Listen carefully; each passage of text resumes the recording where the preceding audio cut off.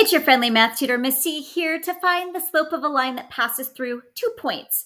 So slope is often found using a series of formulas that are all the same, or they all mean the same thing. So sometimes we say rise over run, sometimes we use the formal slope formula like this one, and sometimes we talk about the change in y over the change of x using the delta symbol, like in this equation.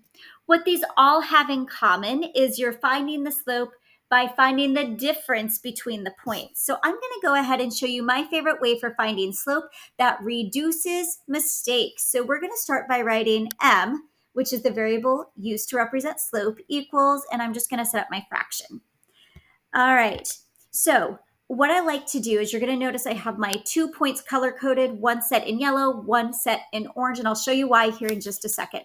So I'm going to take my yellow coordinate. It doesn't matter which one you start with. So in the numerator are my y values. So I'm going to start with 20, and that 20 has to sit directly on top of the 4. So the y goes in the numerator, the x goes in the denominator. Now, remember I said this is about the difference between the points, so I am subtracting my next coordinate.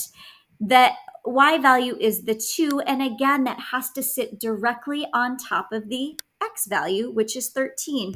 And that is set up correctly. And now I'm just going to go ahead and find the difference. 20 minus 2 is 18. 4 minus 13 is -9. So my final answer is going to be m equals -2.